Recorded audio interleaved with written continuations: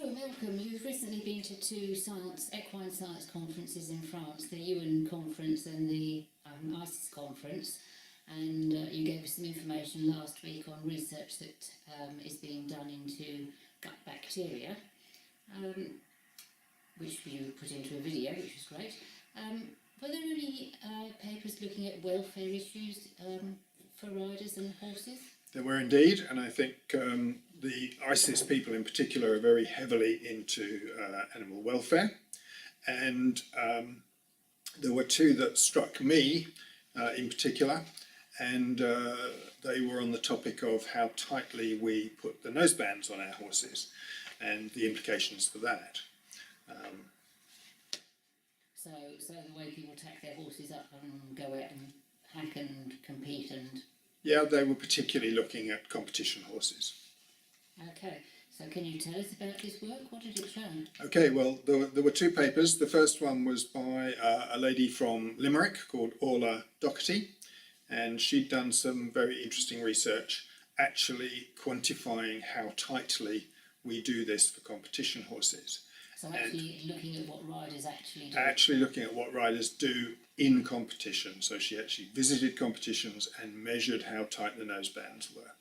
And ICES has produced a lovely little measuring device that's really accurate, because we all know that we're taught that we have to put 2 fingers under this bit of the bridle and 4 fingers under this bit, etc., etc. So they've actually produced a little gauge which marks 2 fingers, 1.5 fingers, 1 finger, no fingers. That's interesting, because I always think my fingers are quite tiny and some other people's fingers are quite fat, which must make a difference. Yeah. So being scientists, they're trying to make this consistent, and that's the tool that Orla used, and she used it actually at inspections at horse competitions. And she looked at 750 horses, and some of them were eventers, actually most of them were eventers or dressage horses, but she also did some performance hunter horses. And she did this in Ireland, England and Belgium. So, you know, she's covered a broad spectrum of animals. 750 horses, did you say? 750 horses. Oh, so, pretty big sample. Yeah, pretty big sample. And what did she find? Okay, well, she looked at the number with where she got the gauge into 2 fingers, and that was 7%. And 1.5 fingers was 19%. 1 finger was 23%, and no fingers at all, in other words, really tight, was 44%. But I say really tight, they weren't necessarily, they may have been clamped really hard, or they may have just been, you couldn't get the gauge in. Now, for some reason, that number doesn't add up to 100, and I'm not quite sure why that is, and I haven't had a chance to ask that question, but it adds up to 93. But it gives us strong indication. What percentage was nominally the correct level, and what percentage was too tight? 7% was nominally the correct level, and therefore over 90% is nominally too tight. And 44%, so not far off a half, are so tight that you can't get the gauge in at all, which basically means the horse can barely move its jaw. Right. And what were the implications of that for the horse? Did they discuss that aspect? They did, not specifically as part of this research, but research that's been done before, and they discussed the pressure points for the noseband and the pressure it applies under the jaw, obviously, and on the top of the nose.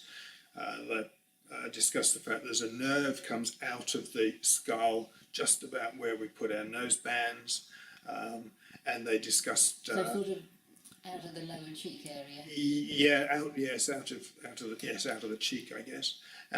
And they discussed the fact that the nosebands hold the jaw, the soft tissue, right close and clamp them to the teeth. So if there is any movement of the teeth, you could get damage to the inside of the mouth. So there are a number of areas where they think there are concerns. They also are concerned about some of the inabilities to do normal behaviours. So the horse can't yawn, the horse can't chew. It's quite possible that the tongue is forced into a position where the horse can't even breathe properly. So there are a number of welfare issues that these guys have discovered or identified that mean that putting really tight nosebands on is not ideal, let's put it that way. Okay. So that was research carried out in Limerick, you said, by Yep. Orla. Were there any other topics that related to welfare or related? Yeah, well, specifically following to on welfare? from that was another paper on the same subject by Paul McGreevy from Sydney University. And what they were doing was trying to measure some behavioural and other physiological impacts of putting nosebands on at different tensions. And basically their conclusion, and I'm probably oversimplifying this enormously, but basically if you've got that two fingers, the horse is able to move its jaw around and behave in a relatively normal manner. When you clamp it really tight, they can't. And they demonstrated that some of these behavioural things, like chewing and whatever, they can't do properly. And more importantly, they measured some physiological issues. So they looked at heart rate, they looked at the variability of heart rate, and they looked at the temperature of the eye. So it's very easy with a modern thermometer, you literally just point it, a red light at the eye and it tells you what the temperature is.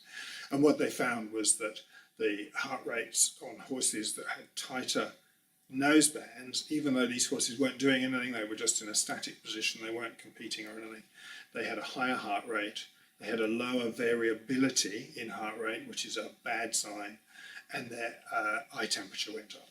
So there are some physiological changes or differences between horses with tight nosebands and horses with loose nosebands. Even stationary, standing around. Even stationary, under no pressure, not doing anything, just tied up. Okay, so what does this mean for riders in the real world? Some of whom are hacking, of course, and some are competing.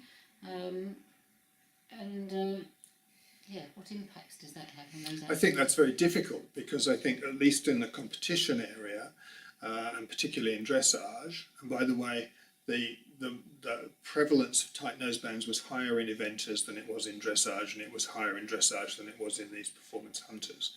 So, but of course, eventers do dressage as well.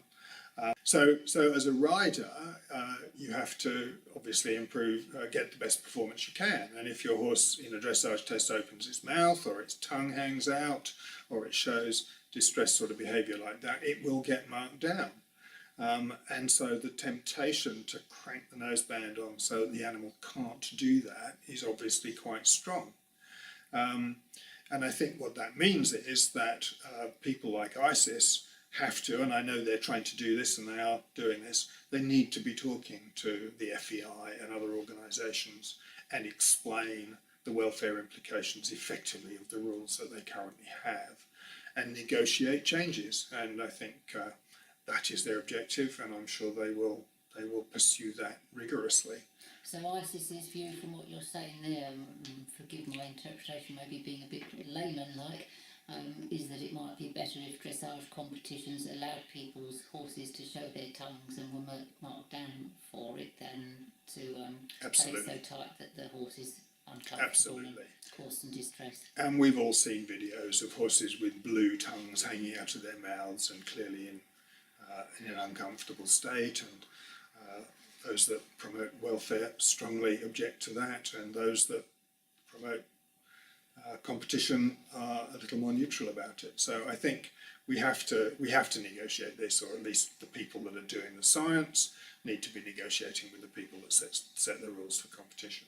Right, but if you're not competing and you don't need the noseband on quite so tight, maybe it's a good idea not to do it. Maybe exactly. And then the question is, if you have it too loose, will the horse get the tongue over the bit and you lose control of the animal? So there's a balancing act to be had, obviously.